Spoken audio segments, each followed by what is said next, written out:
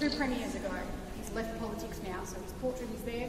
They all get bumped around, so this man will be introduced to be bumped off. When the next person gets on there, he'll be put somewhere else in the Parliament. I'm going to throw it away. We've had one female premier, Joan Premier. You can see her over there. Only female. We had a father and son, Haynes. These two here, John Haynes, and then his father here. So, and here we have a section of Queen Victoria, ourselves. We're just a suburb of New South Wales, which is another state in Australia. We're just a southern suburb, and on the 1st of July 1851, people of Port Phillip District said to New South Wales, "Hey New South Wales, can we break away? We want to govern ourselves." We wanted to keep everything that we had in Victoria. We were sick of sharing it with our northerly neighbours because we had so much good stuff here and keep going, being spread out over such a huge area. We wanted to keep building of this building, and there's about $6 million worth of actual gold in here. You'll see it. It's not so much in this room, but in the 2 chambers that we'll go to. We named our state after Queen Victoria. She was queen at the time. She had an interesting life. I don't know if you know much about her. She was queen for 63 years, the longest reigning monarch of all. Queen Elizabeth is close, our current queen is close to that mark, but not quite there yet. So Queen Victoria came to the throne at the age of 18. She was quite young. She wasn't expecting to come to the throne. Her father died very suddenly, and suddenly she was thrust into the spotlight as the new queen. She had no idea what she was doing. As who would? I mean, seriously, how do you know what to do? Queen of the Empire suddenly. Her mother, a German woman, decided after about a year that it was time that Queen Victoria married. So she chose for Queen Victoria a husband she deemed suitable, a nice German man.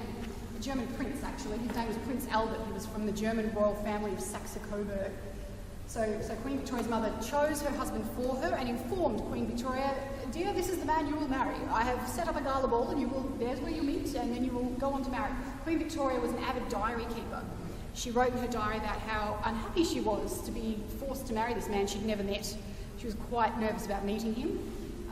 She went to the gala ball, and as luck would have it, they fell in love at first sight. They liked each other very much. They were a good match, a good intellectual match. He was a very smart man, she was a very smart woman.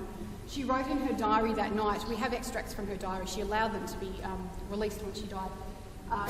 We have an extract of her diary, and she said, and I quote, the night after meeting him, she said, "A more handsome or agreeable man I have not met." That's what she said about him. So they got married, happily so. They were married for 20 years. They had 9 children, and those children married out throughout Europe. So the family was very influential. Prince Albert, her husband, she loved him very much. He was very much the man behind the woman. She had no idea what she was doing as queen for the first few years. He was a lot more experienced in life and helped her a lot in her role. She loved him, and everyone knew their love was quite well known. They were quite demonstrative. It was quite well known how much they loved each other.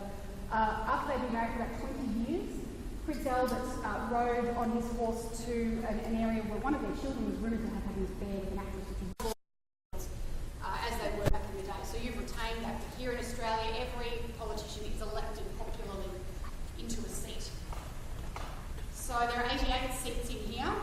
Victoria, the state, is divided up into 88 electorates. So each electorate gets to send one person to sit in one of these seats. To give you an idea, each electorate contains about 50,000 people. So every person in here is the voice of about 50,000 people. So government members always sit on this side. So whichever party wins the majority gets to be the government. Doesn't matter if they have a majority in the upper house, it's the lower house that matters. They could have, a huge majority in here and a minority in the upper house, but they'll still be the government. So some people say the lower house is the most important house for that reason. The Premier always sits in the lower house. So this is the government side. The Premier sits here at the table. The closer you are to the table, the more power you have. The table here. So we've got Labor in opposition at the moment, the Australian Labor Party.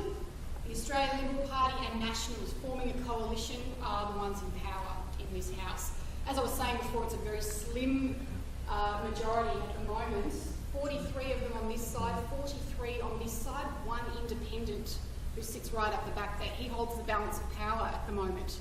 So whichever way he votes is how a bill goes. Is it defeated? Is it passed? It depends on that guy. His name is Jeff Shaw. Those of you who are from Australia might have heard of his name in the papers. He sits up the back there and he is the decider at the moment. So things can be quite tense in here. It's been that way for the last maybe 3 or 4 months. So interesting times in the lower house. Everything in here is filmed. You can see cameras on the black session. You'd certainly be welcome in here, but we couldn't come on here onto the floor here. We would have gone up there and watched from the top and looked down on what was happening. Behind us is the media gallery. So that's where the cameras are. If something particularly controversial is being talked about, we get a lot of cameras up there. To government and you say, hey, I never said that. Well, we've got a record. The law might not be quite clear, so when the law is being applied in the courts, when a judge is coming to sentence someone and sentencing them according to a law and a clause is not quite clear, they will go back sometimes to the record of what was said in Parliament when they were making that law, what the original intent was. So it's quite handy and quite essential that we write down everything that is said in here. The person who first thought that was a good idea comes from England hundreds of years ago. His name was T.C. Hansard. And so the document that is now the official record of parliamentary debate is called Hansard. You might have heard that term. It's online. Pretty much every parliament has its own in-house Hansard department. We have reporters. There are about 20 in this parliament, about 10 or 12 per chamber. And they write down everything that is said, they edit it, and it goes online within about 3 hours of having been said. So it's a very military operation. I'm actually a Hansard reporter. We come in and we sit in this box here, sit there for 7.5 minutes exactly, write down everything that was said, go down to our office, type it up, edit it, take out all the ums and ahs. If we left in the ums and ahs, the book would be very big. Too many ums and ahs. So we take out those, we fix up what they say, check all their facts, check their quotes, and then publish it. And we come back up and do it again. So we get about an hour and a half to check and edit that 7 minutes worth of speech. So it's quite a tight operation, Hansard. This is up online, you can search for certain terms and that sort of thing. Any questions about anything? Please feel free to take photos and that sort of thing. We might head through to the upper house next. If you're notes, do you have a set timetable so you know you've got to be here at 9:35 or whatever? Do you 7 minutes and then... Yes, yeah, we have a roster at the start of the day, and so my time might be 9:30, 5:30. So I've got to be there at that time to start. Yep. I take over at the end of a sentence. My time starts at the start of the next sentence. So the politicians aren't really aware of this, they're just talking as they do. But it's the Hansard reporters who are sort of figuring out the changeover. Yeah, so, yeah. The upper house don't have as nice seats and they're constantly complaining. They've got bench seats. They're constantly complaining that these guys have the better deal. But because it's heritage listed, this building, any change we make has to be very essential and it has to be sort of more based on maintenance than anything. We can't change much because the whole aim is to preserve it. During that time, the first labour laws were introduced. Victoria was quite progressive in that way. We were the first jurisdiction anywhere in the world ever in the history of time to introduce a labour law. The workers here were sick of being forced to work 15, 16 hours a day, work by candlelight, work under terrible conditions with no sleep, no time with their family. They got really sick of it. Some other workers, because it was happening all over Melbourne, some other workers at the Trades Hall, which was going up at the same time, went on strike. They marched through the city. They found the people working on this place, said to them, come on guys, go on strike with us. This is ridiculous. We want a limited work day. So these guys went on strike. Much of Melbourne went on strike.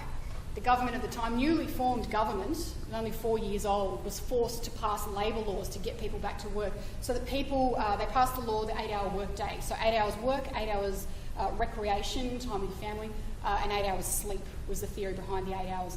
So that workers could work for 8 hours and then go home and not worry about being fired. Their bosses couldn't force them to work more than that. That was a fair amount of time. So Victoria was the first place anywhere in the world to pass laws like that, and they happened while this was being built. Nevertheless, it went up in 9 months. Can I ask something? Yeah. People that work here, yes. Do they follow any sort of party or they are supposed to be neutral?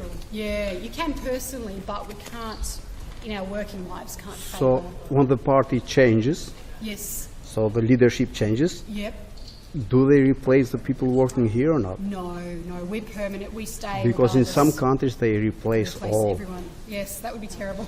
I would lose my job. It is. Yeah. All right. We are here regardless. Thanks, huh? Yeah, that's true. Je jobbar ni med gifta sig lite och grej. Charles Götte, transport. Right up there, there's one up there too. Like a secret shout out to Prince Albert. Queen Victoria's beloved but dead husband. That is the symbol of his royal family, the House of Saxe-Coburg. That's their royal symbol, the eagle. So we put it in here as like a secret, like, hey yo, Prince Albert, we remember you. So that's up there. We've got the angels around the top there. Each of them represent a virtue that we want the government members to remember when they're making laws, when they're deciding what laws to make. So each one represents a different virtue. We've got up here scales representing justice. This lady up here is putting the sword back in the sheath, which means that it indicates that in here we do not fight with violence. We do not stab each other. We don't hurt each other. We fight with words, not with swords. There's a lady at the top here. She's sprinkling something. People have theorised over the years what it might be. The strongest theory, the most popular theory, is that it's gold dust, because Victoria was there was so much gold here at the time. She's sprinkling gold dust over the people of Victoria. There's one funny lady here. She's not funny, but there's a funny story. She's the one holding the chain. Maybe it's funny, I don't know. It's a matter of opinion, but she's holding the chain there. She is meant to represent liberty, freedom, breaking free of the chains. And indeed, her chain did used to be broken. But we had some work done up there. Some workers were up there refurbishing things, cleaning things a few years ago. One of the workmen thought he broke the chain, so he welded it back together. So now she's not breaking free of her chain, unfortunately, even though she still is supposed to represent liberty. She's staying there. She's staying there, unless we get up there with bolt cutters and recut her chain. The roses represent the House of Tudor roses from yesteryear in England. Everything is symbolic in here. The cherubs on the second level down represent the youth of Victoria. We want members to remember that when they're making laws in here, they will affect people who are currently youth, who are currently very young. They will affect those people into the future. This big alcove here was a gift to the Victorian Parliament from the House of Lords in England.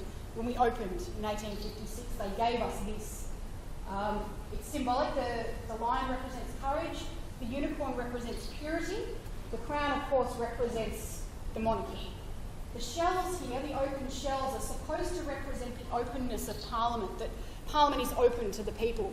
And indeed it is here. We try and make this Parliament very open. Not many Parliaments are you able to come onto the floor like you guys are today. Normally you have to go up in the public gallery at all times.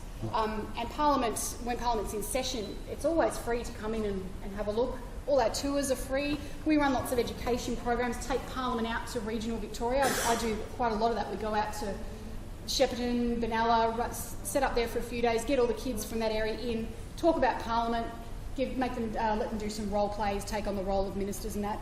That's all free. We do everything, try and get Victoria involved in Parliament as much as possible, always for free, because it's taxpayers who pay for this place, so ultimately we're paying for it.